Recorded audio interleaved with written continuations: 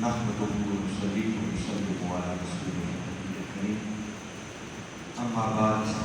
فاعوذ بالله من الشيطان الرجيم بسم الله الرحمن الرحيم قال الله تبارك وتعالى في القرآن المجيد لقد كان لكم في رسول الله أسوة حسنة صدق الله العظيم۔ معزز حاضرین و سامعین، اللہ رب العزت کا بے پایہ فضل و احسان کہ جس نے اپنی توفیق خاص اور حضور نبی اکرم صلی اللہ علیہ وسلم کے نالین مبارک تسلیم سے ہمیں ایک مرتبہ پھر اپنی بارگاہ میں حاضر ہونے کی توفیق عطا فرمائے۔ دعا ہے کہ اللہ رب العزت ہماری اس حاضری کو قبول فرمائے۔ ہماری یہ خوش نصیبی ہے کہ اللہ رب العزت نے ہماری زندگیوں میں ہمیں ایک مرتبہ پھر اپنے محبوب اکرم صلی اللہ علیہ وسلم کی ولادت باسعادت کا یہ عظیم مہینہ ادا اور فقط مہینہ ہی ادا نہیں فرمایا بلکہ پھر اس ماہ مبارک کے اندر اپنے محبوب صلی اللہ علیہ وسلم کی آمد پر دل کھول کر خوشیاں کرنے کی بھی ساتھ ماہ ربیع الاول کا یہ آخری اشرا ہے۔ یقیناً پچھلے دنوں کے اندر آقا کے میلاد پاک کی بہت خوشیاں سے اور ہم دیکھتے ہیں کہ جیسے ہی ربیع الاول کے مہینے کا آغاز ہوتا ہے تو گلیاں اور بازار سجنا شروع ہو جاتی ہیں، ہر طرف لائٹنگ ہو جاتی ہے، جھنڈیاں لگ جاتی ہیں، گھر گھر محافل میلاد ہوتی ہیں، محافل نعت ہوتی ہیں، میلاد پاک کے جلوس نکالے جاتے ہیں، مٹھائیاں بانٹی جاتی ہیں، اور پھر جیسے جیسے 12 ربیع الاول کا دن قریب آتا جاتا ہے یہ سب خوشیاں بھی اپنے جوبل اور عروج کی طرف بڑھتی ہیں۔ اور 12 ربیع الاول کے دن کے تو کیا کہتے ہیں، وہ تو پھر عاشقوں کے ایمان پر ایک بہار کا ہوتا ہے۔ اور الحمدللہ اس مرتبہ بھی آقا کا میلاد پاک دھوم دھام سے مگر آج کی نشست میں ایسے کرنا چاہ رہا ہوں کہ حاضرین مکرم کبھی آپ نے سوچا کہ جس آقا کی آمد پر ہم اتنی خوشیاں کرتے ہیں، اتنے جشن مناتے ہیں، گلیاں اور بازار سجاتے ہیں، مٹھائیاں بانٹتے ہیں، اللہ رب العزت نے اپنے محبوب اکرم صلی اللہ علیہ وسلم کو دیوالۂ بشری میں 12 ربیع الاول سو سیدہ آمنہ رضی اللہ تعالیٰ عنہ کی گود میں کیوں بھیجا؟ آپ کی آمد کا مقصد ہے اور یہ سوال میں اس لیے آپ کے سامنے رکھ رہا ہوں کہ یہ بات پیش نظر رہنی چاہیے کہ ہمارے آقا صلی اللہ علیہ وسلم کی ابتدا وہ کوئی آپ کی ولادت سے نہیں، آپ اپنی ولادت سے بھی بہت پہلے ہیں۔ اور حقیقت تو یہ ہے کہ کمری والے آقا کو ہونے کی بات کو کیا کرنا ہے، ایک عام انسان کی ابتدا بھی اس کی ولادت سے نہیں ہے بلکہ وہ بھی اپنی ولادت سے بہت ہے۔ کب سے ہے؟ شاید کسی کے ذہن میں یہ خیال بھی ہے کہ اگر انسان کی ابتدا اس کی ولادت سے نہیں ہے تو ممکن ہے کہ رحم مادر میں لطفے سے انسان کی ابتدا ہو۔ کوئی 2-4 قدم اور طرح پیچھے جا کے سوچے تو شاید کسی کا دھیان اس طرح لگا ہے کہ عالم ارواح سے انسان کی ابتدا ہو۔ کسی کا تخیل تھوڑا اور بھی پرواز کرے تو ممکن ہے کہ بیٹھے کہ جب اللہ رب العزت نے اپنے خود جاری کیا ہوگا تو اس کے نتیجے میں انسان کی بات، مگر حاضرین مکرم یاد رکھیں کہ مرحلہ کون سمیت یہ سب باتیں بعد میں ہیں، انسان ان سب مرحلوں سے بھی بہت پہلے۔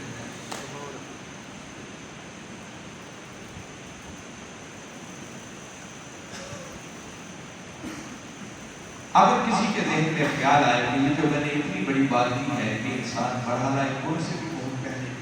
اس پر کوئی دلیل میں چونکہ وقت بڑا مختصر ہوتا ہے، قرآن پاک کی صرف ایک آیت کریمہ آپ کو یاد کرنا چاہتا ہوں۔ قرآن پاک کا وہ مقام جہاں اللہ رب العزت نے مرحلہ کن کی بات کی ہے، یہ سورہ یاسین کی بڑی معروف ہے، جس میں باری تعالیٰ نے ارشاد فرمایا انما امرہ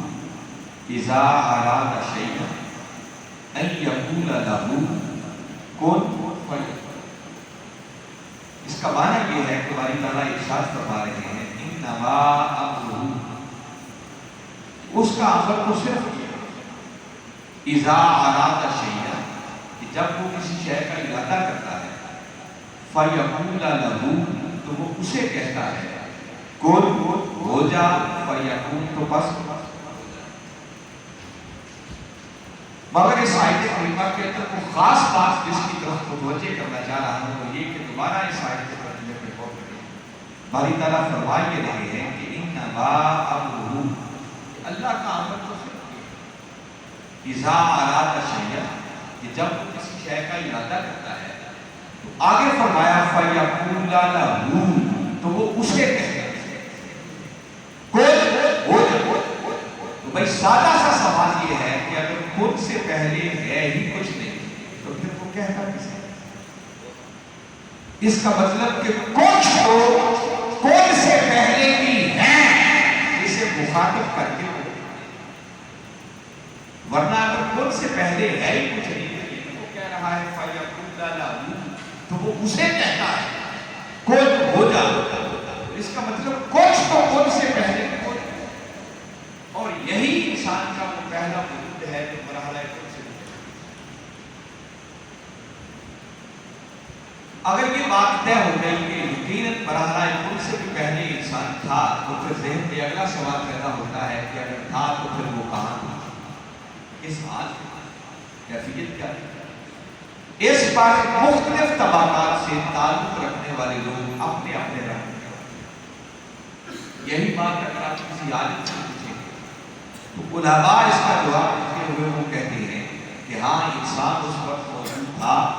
مگر وہ انسان کا وجود علمی، اور اس وقت انسان علم الہی کے سمندروں میں تھا۔ یہی بات اگر آپ کسی فلسفی سے پوچھیں تو وہ سپر اجمالیہ اور انسان ذہنی کی بات کر کے جواب دیں گے، اور یہی بات جب آپ کسی عارف سے پوچھیں گے، کسی عاشق سے پوچھیں گے، اللہ والے سے پوچھیں گے کہ اگر مرحلہ کن سے بھی پہلے انسان تھا تو پھر کہاں تھا، تو وہ اس پر جواب دیتے ہیں کہ ہاں اس وقت انسان تھا، مگر اس وقت انسان ایک راز کے طور پر خدا کے راز کے پردوں میں چھپا۔ وہ جو حدیث قدسی ہے، ہمارے آقا صلی اللہ علیہ وسلم نے ارشاد فرمایا کہ اللہ رب العزت الانسان سری وانا سرہ، فرمایا انسان میرا راز ہے اور میں انسان کا راز۔ اس وقت انسان ایک راز کے طور پر خدا کے راز کے پردوں میں چھپا رہتا تھا، اور وہ جو راز کے طور پر انسان موجود تھا، باری تعالیٰ نے اس انسان سے مخاطب کر ارشاد فرمایا کہ اے انسان کب تک راز کے پردوں میں چھپا رہے گا؟ آپ اب راز کے پردوں سے نکل کر افشا، اب ظاہر نہیں ہوگا۔ تو کون سے باری تعالیٰ نے انسان کی ابتدا نہیں کی، بلکہ کون سے باری تعالیٰ نے اس راز کے پردوں میں چھپے ہوئے انسان کو فقط ظاہر، پھر آگے آگے آنا شروع۔ اور کاغذ کا اتنی بات کو ہم جانتے ہیں کہ آج بھی ارواح میں بھی انسان نے صدیاں گزاری ہیں، معلوم نہیں ہے کتنی مدتیں انسان نے پڑھی، کیونکہ عالم ارواح کے بارے میں باری تعالیٰ نے خود قرآن پاک میں ارشاد فرمایا، کیا میرے محبوب مکرم صلی اللہ علیہ وسلم کی آپ سے پوچھتے ہیں کہ روح کیا ہے؟ یسألونک عن الروح، فرمایا کل محبوب پر آپ نے میٹھی میٹھی زبان سے انہیں بتا دو، الروح من امر ربی، فرمایا کہ روح تو میرے رب کے امر سے، بس وہ جو امر کل جاری ہوا ہے مان گیا۔ اور اس عالم ارواح کے بارے میں فرمایا وما اوتیتم من العلم الا قلیلا، فرمایا اس روح کے بارے میں تمہیں علم تو دیا گیا ہے مگر نہایت قلیل علم دیا گیا، اس پر بڑی تفصیل معلوم ہے۔ تاہم قرآن پاک کے اندر سے یہ بات بڑی واضح ہو کر ہماری سمجھ میں آتی ہے کہ عالم ارواح میں بھی انسان نے ایک وقت گزارا ہے، اور قرآن اس عالم ارواح کی زندگی کے بارے میں ایک واقعے کی منتقلی کرتا ہے کہ باری تعالیٰ نے ایک موقع پر ساری روحوں کو اکٹھا اور ساری لوگوں کو اکٹھا کر سے ان سے مخاطب ہو کر فرمایا تھا الست بربکم، بتاؤ کیا میں تمہارا رب نہیں؟ تو سب نے بیان جواب دیا تھا قالوا بلا، مولا کیوں نہیں، ہاں تو ہی ہمارا رب۔ تو جب یہ سوال اور جواب ہو رہے تھے تو یقیناً وہاں آپ بھی تھے، وہ الگ بات کہ آج ہمیں سال کے اربع کی باتیں یاد نہیں ہیں، اور آج میں اربع کی باتیں ہمیں کیسے یاد ہوں؟ ہمیں تو شاید اپنا بچپنا بھی پوری طرح سے یاد ہے، مگر چونکہ قرآن اس حقیقت کو بیان کر رہا ہے تو کوئی شخص اس کا انکار نہیں کر سکتا کہ آج میں اربع میں ہم سب موجود تھے اور اللہ کے ساتھ یہ سوال و جواب ہمارا، اس کا مطلب کہ انسان نے ایک مدت و سال کے اربع پھر باری تعالیٰ نے اسی انسان کو جب عالم اجساد کے منتقل کرنا چاہا تو حضرت آدم علیہ السلام کا پیغام تھا، پھر ان سے حضرت حوا علیہ السلام کا منتقل، اور دونوں سے ایک سلسلہ آگے چلایا جس تسلسل کے نتیجے میں آج میں اور آپ اس ماضی دنیا کے اندر یہ میں نے ایک بڑا بریف سا ایک سمری آپ کے سامنے رکھی ہے تاکہ آپ کو یہ پہلی بات سمجھ آئے کہ ایک عام انسان کی ابتدا بھی اس کی ولادت سے نہیں ہوتی بلکہ وہ ولادت سے بھی بہت پہلے برابر خود سے بھی بہت پہلے، یہ جو کچھ میں نے کہا ہے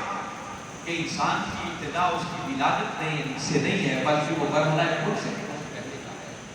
میں نے عرض کیا کہ اس پر آپ جس عارف کو بھی پوچھیں گے، جس عاشق کو پوچھیں گے، جس اللہ والے کو بھی پوچھیں گے، اس کا جواب میری کہی ہوئی بات سے مختلف ہے۔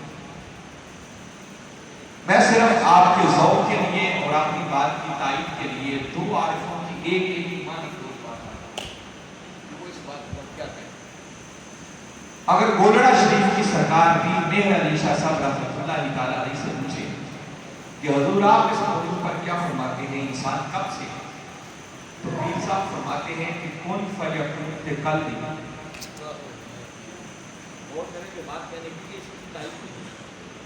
پیر صاحب فرما رہے ہیں کہ کن فیکون کے کل نکالے اسی اکوئی پریم لگائی تے تو میں حرف نشان جدو دتی مین گوار تے حجے نشان آؤ کہتے سے بیلے بوٹے کاہی تے مہر عیشا راجتائی کو بیٹھے جدو سیکھ تو پیر صاحب نے تو وہ بات کو کہتے ہیں کہ بابا یہ کل فیکون فقط کی باتیں ہیں، ہم نے تو اس سے بھی پہلے کہیں قریب لگائی۔ اس کا مطلب کہ انسان کی ابتدا خود سے نہیں ہے، وہ اس سے بھی پہلے۔ اور یہی بات اگر سلطان العارفین سلطان باہو رحمۃ اللہ تعالیٰ علیہ سے پوچھیں، آپ اس موضوع کا جب لب کشائی فرماتے ہیں تو آپ فرماتے ہیں کہ کن فیکون جدو فرمایا وہ تو اساں فی کولے حاصل، کن فیکون جدو فرمایا وہ تو اساں فی کولے حاصل تے کالو بنا، کوئی گنگے ڈورے ناسک تے ایکو لا مکان سی ساڈا تے کتھے آن بھتا میں پاسے تے لفظ قلیب پلیب کیا کیتا،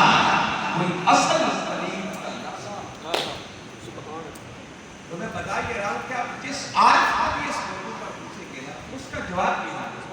کہ انسان کی ابتدا مرحلہ خود سے نہیں ہے بلکہ وہ اس سے بھی بہت پہلے۔ تو میں یہ بنیادی بات آپ لوگوں کو بتا کے کہ حاضرین مکرم پر آئے لمبے کر کے چشمے کے سفر میں لائے کہ اگر ایک عام انسان کی ابتدا بھی اس کی ولادت سے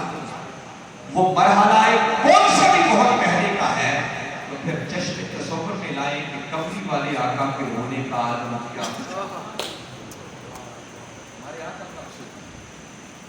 ہمارے آقا صلی اللہ علیہ وسلم تو اس وقت بھی موجود تھے جب کائنات کی کوئی شے بھی ابھی بال سے مصنف عبد الرزاق معروف بات ہے، آپ نے سنی ہوگی، اس کے اندر یہ موجود ہے، روایت کر رہے ہیں کہ حضرت جابر رضی اللہ تعالیٰ عنہ نے آقا صلی اللہ علیہ وسلم کی خدمت میں عرض کیا، سوال کیا اور پوچھا کہ آقا ذرا ارشاد فرمائیں کہ اللہ رب العزت نے اس کائنات کے اندر سب سے پہلے کس چیز کو پیدا کیا؟ پھر آقا صلی اللہ علیہ وسلم نے فرمایا کہ جابر جب کائنات کی کوئی شے بھی عبارت سے وجود میں نہیں آئی تھی تو اس وقت سب سے پہلے اللہ رب العزت نے براہ راست اپنے نور کے فیض سے تیرے نبی کے نور کو پیدا کیا۔ ہمارے آقا صلی اللہ علیہ وسلم کا نور تو اس وقت بھی موجود تھا جب کائنات کی کوئی شے بھی ابھی ہمارے سے وجود میں۔ اسی طرح امام حلبی رحمۃ اللہ تعالیٰ علیہ نے ایک بڑی ایمان افروز بات کی، سیرت حلبیہ میں انہوں نے بیان کیا ہے کہ ہمارے آقا صلی اللہ علیہ وسلم جلوہ افروز تھے، جبریل امین علیہ السلام حاضر خدمت تھے اور آقا کی بارگاہ اقدس میں حاضر ہو کر جبریل امین علیہ السلام اپنی درازی عمر پر بڑا فخر کرتے کہ اللہ نے مجھے بڑی لمبی عمر دی، میں ہر آدمی کے پاس میں نہیں لے کے جاتا۔ میرے آقا صلی اللہ علیہ وسلم نے سنا تو پوچھا کہ جبریل جس دراز کی عمر پر اتنا فخر کر رہے ہو کچھ اندازہ ہے تمہاری عمر کتنی ہوگی؟ عرض کرتے ہیں کہ آقا ایک بات سے اندازہ ہو سکتا ہے کہ جب کائنات کی کوئی شے بھی ابھی ہمارے سے وجود میں نہیں آئی تو اس وقت اللہ رب العزت کے حجابات عصمت میں سے چوتھے پردہ عصمت کے ایک ستارہ چلا جو 70,000 سال کے بعد شروع ہوتا تھا اور آقا میں نے اب تک اپنی زندگی میں اسے 72,000 بتا۔ آپ یہاں سے اندازہ کریں گے میرے آقا صلی اللہ علیہ وسلم نے سنا تو تبسم فرمایا اور فرمانے لگے کہ جبریل اس اللہ کی عزت کی قسم جس کے قبضہ قدرت میں مجھ محمد کی جان وہ ستارہ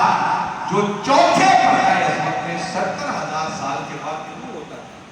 اور جسے تو نے اب تک 72,000 مرتبہ دیکھا ہے، فرمایا جبریل سن لے وہ مجھ محمد مصطفیٰ کا نور۔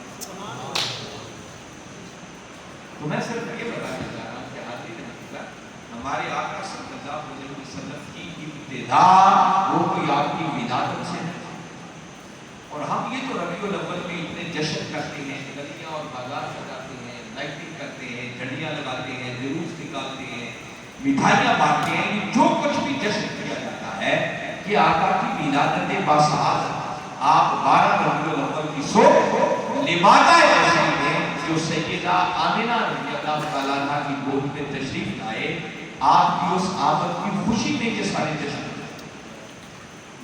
تو میرا سوال صرف سادہ سا یہ تھا کہ جب آپ اپنی ولادت سے پہلے بھی موجود اور وہ میں نے یہ 2-3 ایمان باتیں اسی لیے آپ کو سنائی کہ تاکہ آپ کا یہ یقین اور ایمان پکا ہو جائے کہ ہمارے آقا صلی اللہ علیہ وسلم کی ابتدا بات آپ کی ولادت سے نہیں، آپ کو ولادت سے بھی بہت پہلے کی۔ تو سوال یہ تھا کہ جب آپ پہلے سے موجود ہیں تو اللہ رب العزت کو پھر یہ ضرورت کیا پڑی کہ باری تعالیٰ نے اپنے محبوب مکرم صلی اللہ علیہ وسلم کو پھر سے لبادہ تشریف میں 12 ربیع الاول کی صبح سیدہ آمنہ رضی اللہ بھیجنے کا مقصد ہے۔ آج اس مقصد کی طرف آپ کو متوجہ کرنے جا رہا ہوں اور میں چاہوں گا کہ اگلی چند نشستوں کے اندر ہم اس موضوع پر بات کریں گے کیونکہ یہ اہم ترین پہلو ہے اور آج جس دور سے ہم گزر رہے ہیں یہ پہلو ہے۔ یاد رکھیں کہ زیادہ تفصیل میں گئے بغیر مختصر بتا رہا آپ ملاد قرآن کی مکتب میں بیٹھے ہوئے ہیں، یہ بات بھی آپ کو معلوم ہے جس انداز سے اس صدی کے اندر ملاد قرآن نے اور وقت کے مجدد حضور شیخ الاسلام پروفیسر قاسم محمد طاہر القادری مرکزی نے میلاد بنانا سکھایا ہے وہ اپنی مثال بلکہ اگر میں یہ بات کہوں تو بھیجا نہ ہوگی کہ ہمارے لوگ ہم نے اپنی آنکھوں سے یہ دور دیکھا ہوا ہے کہ میلاد مناتے ہوئے لوگ کرتے اس پر بڑے بڑے فتوے لگا دیے جاتے 12 ربیع الاول کو 12 وفات کا دن کہا جاتا ہے، چند لوگ میلاد کرتے ہیں۔ یہ جو اس زور و شور کے ساتھ کہ آج میلاد کا انکار کرنے والے بھی میلاد منانے پہ لگ گئے ہیں تو یہ سارا کا سارا کریڈٹ اگر جاتا ہے تو یہ میلاد القرآن اور حضور شیخ الاسلام پروفیسر قاسم محمد آپ نے اس انداز سے رسم کو میلاد منانے پر لگایا کہ پیچھے دلائل کا ایک پورا انبار آپ کے اس موضوع پر درجنوں خلاف اور ایک ضخیم کتاب میلاد النبی صلی اللہ علیہ وسلم کے عنوان سے جو کم و بیش 1000 صفحات پر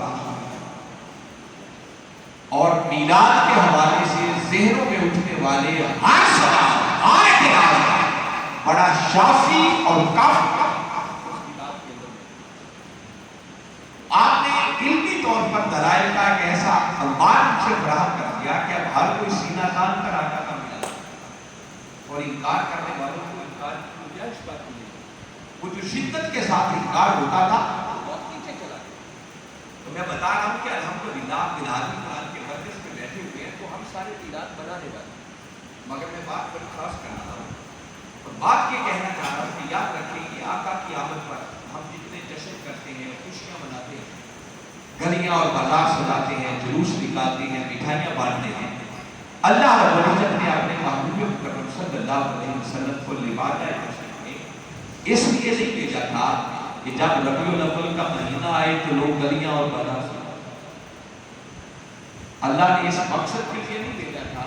کہ میرے محبوب کی ولادت کے موقع پر لوگ میلاد کے جلوس نکالیں, گھر گھر محافل میلاد کریں اور محافل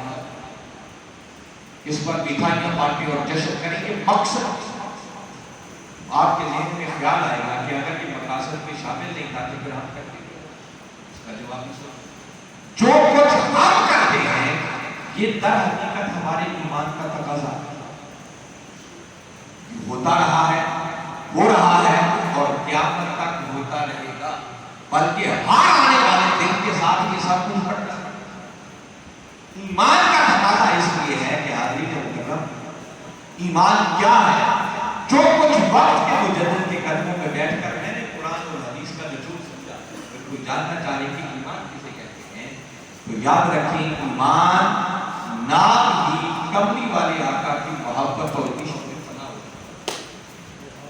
ایمان اس سے ہٹ کر کسی اور شے کا اس پر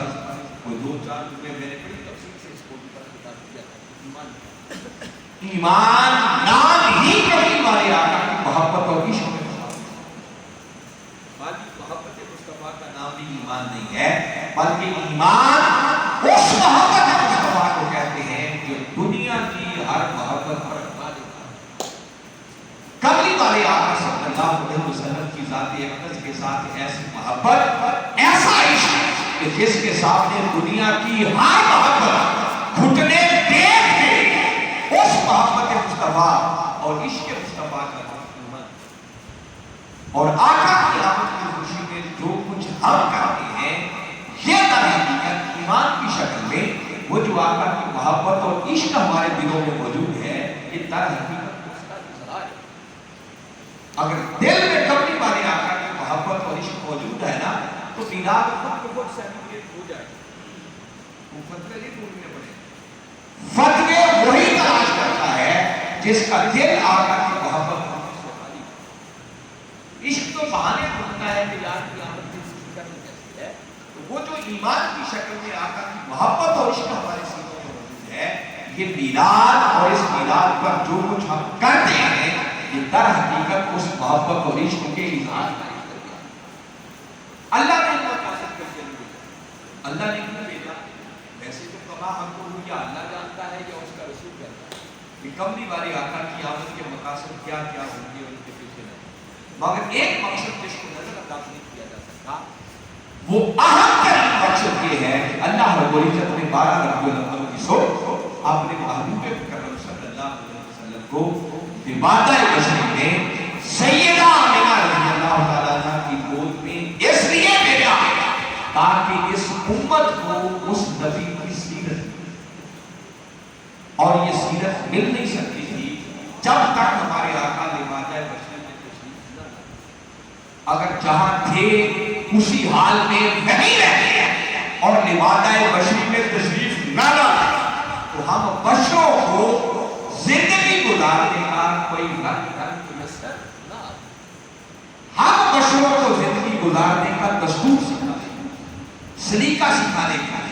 کہ ہم نے اٹھنا کیسے ہے, بیٹھنا کیسے ہے, آنا کیسے ہے, جانا کیسے ہے, اللہ کے حکم کیسے ادا کرنا, بندوں کے حکم کیسے ادا کرنے, والدین کے حکم کیسے ادا کرنے ہیں, بیوی بچوں کے حکم کیسے ادا کرنے ہیں, پڑوسیوں کے ساتھ کیسے پیش آنا ہے.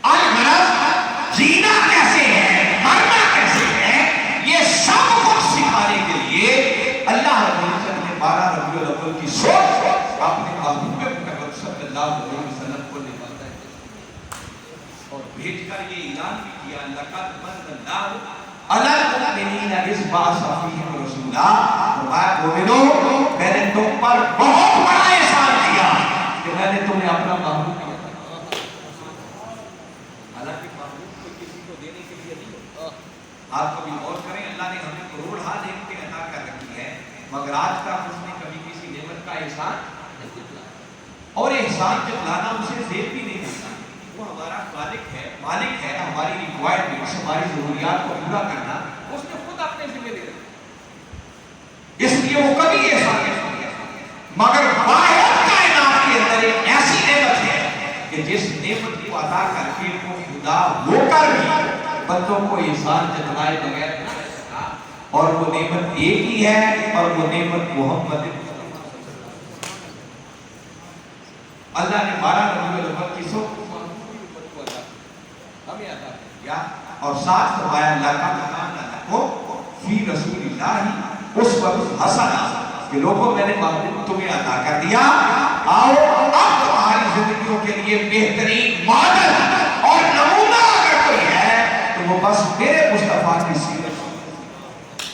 बस मेरे मुस्तफा की सीरत तैयबा के रंग में खुद को रंगते चले जाओ,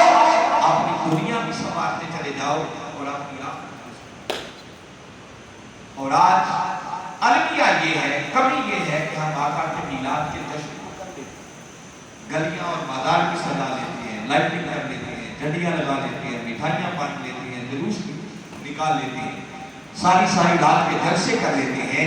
मगर कमली वाले आका सल्लल्लाहु अलैहि वसल्लम जो हमें जिंदगी गुजारने का रंग सिखाने के लिए, जो हमें सीरत इत्तिबा अदा करने के लिए, जिस सीरत को अल्लाह रब्बुल इज्जत ने हमारा दीन नहीं दिया है, आज उस दीन को ना हमारे पास सीखने का वक्त है, अगर सीख जाए तो फिर उस पर अमल करने का वक्त है, और उस दीन से हम खुश होते हैं। आप अंदाजा कर सकते हो कि ज़ामने वक्त में गुंजाइश नहीं है, मैं एक ही बात आपको बताता, ऐसा भी होता है माशाअल्लाह जो अच्छे लोग हैं वो हैं, उन्हें कमी नहीं, वरना हमारे मिलाद बनाने वाले लोगों में ऐसे लोगों की भी कमी नहीं है कि सारी सारी रात हम मिलाद के जलसे करते हैं, नाते पढ़ते हैं, और सुबह उठकर फजर की नमाज भी पढ़ते हैं। जरा ठंडे दिल से सोचें कि इस शख्स ने सारी रात नाते पढ़ी और सुबह फजर की नमाज भी पढ़ा था, तो क्या अल्लाह उससे नहीं पूछेगा कि इसने नमाज पढ़ी है या नहीं, क्योंकि सारी रात मेरे यार के नाते पढ़ता रहा है? कोई बात नहीं, पूछा जाएगा नमाज पढ़ी है। नमाजें हम कोई ना पढ़े, ज़कात हम कोई ना दें, रोजे हम कोई ना रखें, वालिदैन के हुकूक हम अदा ना करें, बच्चों के हुकूक से हमें सरोकार कोई, झूठ बोले, डाके डाले, फ्रॉड करें, धोखा करें, लोग हमसे हमारे शर से महफूज कोई ना, जो चाहे सारा साल करते फिरे, और साल के बाद मिलाद का एक जलसा करके समझे कि बस बेड़ा ही पार। ये गलत तो समझ रहे हैं। अगर महज मिलाद इतना ही है कि आका का एक रात बस जश्न ही करना है, और उसके बाद रसूल आपने कहा तो हम अपने कर, तो याद रखो ये मिलाद पूरा, ये मिलाद पूरा नहीं है। मिलाद पूरा तब होगा कि आका की आमद की खुशियां भी करें, जश्न भी मनाएं, मगर उस आमद के नतीजे में जो कबली वाले आका सल्लल्लाहु अलैहि वसल्लम की सीरत तैयबा, जो आका हमारे लिए दीन इस्लाम दिया, जिस सीरत तैयबा को अल्लाह ने हमारे लिए मॉडल और नमूना करार दिया है, फिर उस सीरत के रंग में खुद को रंग कर अपनी दुनिया भी संभालने की कोशिश करें। जब तक साथ ये नहीं होगा, याद रखें मिलाद पूरा, मिलाद पूरा ही तब होगा कि दिलों के अंदर कमली वाले आका की मोहब्बत और इश्क भी मौजूद हो, और तन पर सीरत मुस्तफा का पैगाम। यही मिनहाजुल कुरान का पैगाम है, यही अल्लाह का फरमान है, और यही उसके रसूल का फरमान। और हुजूर शेखुल इस्लाम के सदी के अंदर इसी पैगाम को पूरी दुनिया में आप करते फिर रहे हैं कि लोगों आओ अपने दिलों के अंदर कमली वाले आका की मोहब्बत और इश्क के चिराग रोशन करो, और तन पर सीरत मुस्तफा का पैगाम। अगर ये दोनों निस्बतें के साथ आ गई तो सब जो दुनिया भी कामयाब है। अल्लाह की बारगाह में दुआ है मैंने जो कुछ कहा वो सही मानों में समझकर इस पर अमल करने की तौफीक अता फरमाए। اور ہمیں کملی والے آقا صلی اللہ علیہ وسلم کی سچی اور سچی غلامی کا پتہ اپنے گلے میں ڈال کر ان کے دین کی سربلندی کے لیے اپنا کردار ادا کرنے کی توفیق عطا فرمائے۔ وما علینا